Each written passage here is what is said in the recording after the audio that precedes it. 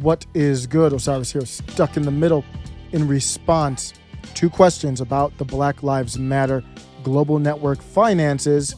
Patrisse Cullors says, Black people in general have a hard time with money.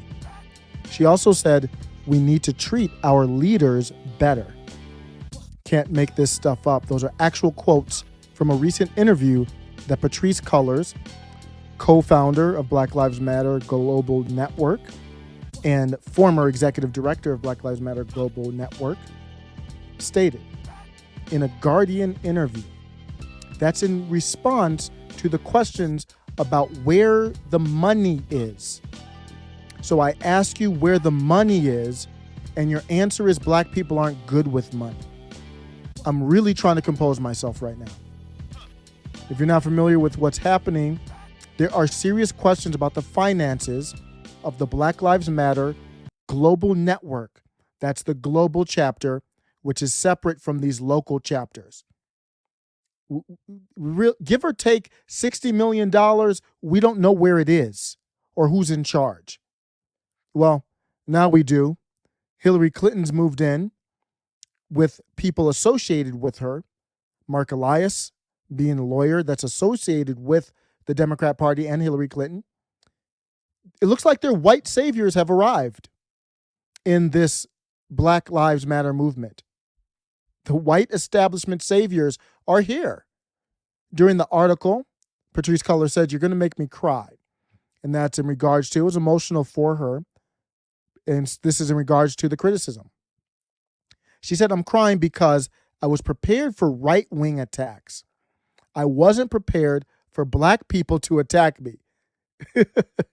Those are not mutually exclusive, Patrisse. Like, you could be Black and right-wing, or you could be Black and question you. That's, I don't know if questioning you, asking you where the money is an attack. So if anybody's doing attacks, we don't want that. There's no violence. That's stupid. She mentioned here that she was, kind of fearing for her life. That's not what this is about. I'm just wondering where the money is. That's all it is. She talked about being sad about losing her own people. Am I one of your people, Patrisse? You've lost me, that's for sure. Welcome to Black leadership. What's the difference between any leadership? There's corrupt people of all different walks, sizes, shapes, forms, colors. You're great proof of that. There's Marxists in this world, trained Marxists that love capitalism.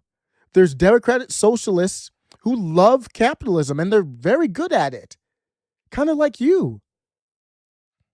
With celebrity has come this controversy and more complaints about a lack of transparency about the huge sums of money that have flowed BML's way. She's been called a hypocrite for amassing a property portfolio. If you have a property portfolio, then how are you a Marxist? Unless you are the bourgeois that Karl Marx talked about overthrowing. She said that she's worked multiple jobs across many organizations throughout her life. Props on that.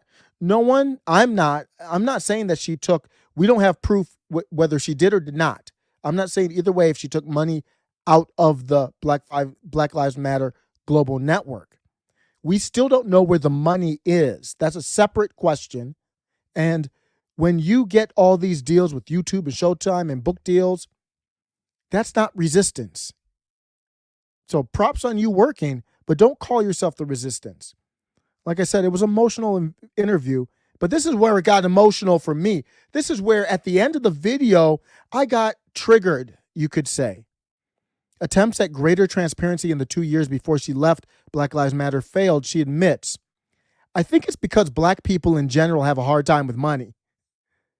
It's a trigger point for us. Are you speaking for me, Patrisse?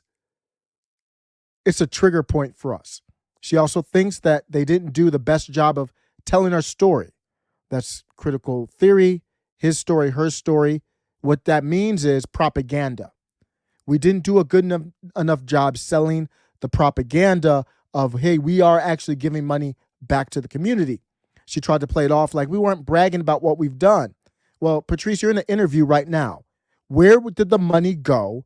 And brag about where it went. She did not do that in this interview. I do want to make it really clear that millions of dollars were put back into the community.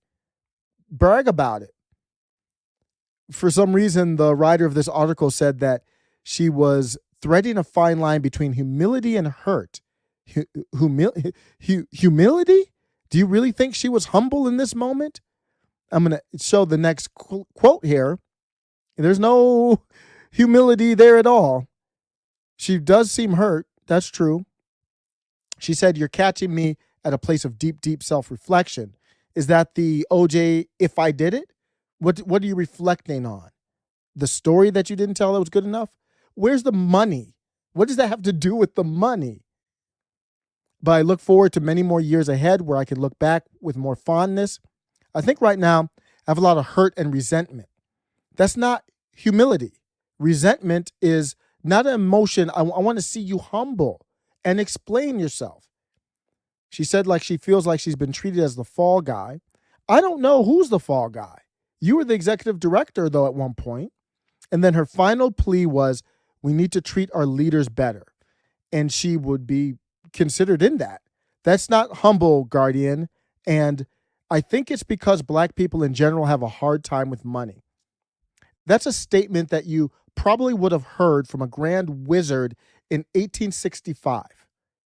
And that came from the former co-founder of this movement. Things are so bad they had to bring in Hillary Clinton's associated people. It's not, Patrisse Cullors, it's not that Black people are bad with money. It's that people who are corrupt hide money. People who are doing dirt do dirt. And they're actually very good with money. And you're very good at money with money too. You have to be to a certain extent. You went on a binge buying 4 high-end homes for $3.2 million in the U.S. alone. Were you just good with money in your personal life and it was just bad with Black Lives Matter? I particularly like the crib that was a custom ranch with a 2,500 square foot paved grass community runway that can accommodate a small airplane with a private airplane hangar. That's a boss move. That's not somebody bad with money. Are you talking about the other people that you worked with? They all contracted with Black Lives Matter. They did all right. Let me end with this, because it's not all about the money. Tamara Lich, key organizer of the Freedom Convoy protests in Ottawa, was denied bail. She's somebody who I would consider well off, net worth reportedly from $500,000 to $1 million. That's not the problem. It's not about the money. Elon Musk got all the money in the world, and I still respect some of the moves, a lot of the moves that he makes. That's not about the money. Tamara Lich here put her wealth at risk, swimming upstream. If you're not swimming upstream, you're not a part of any resistance movement. If you're even look at YouTube, if you're on YouTube and you're not more likely to get banned than promoted, you're not resisting anything. Lich was arrested last Thursday, charged with counseling to commit mischief, and promised during a bail hearing on Saturday to give up her advocacy of the protests and return to Alberta. She was denied bail. Put her family, put herself, her money at risk. I'll end with this, Patrisse. You're still relatively a young woman. Your story is not over. It's not done. You might have some good in your heart. You might still have some moments. We all change. Put something at risk. Put something on the table. What have you risked so far? When we start seeing that, when you risk something for a greater cause, then we can come to the table and talk. Let me know what you think. Take care.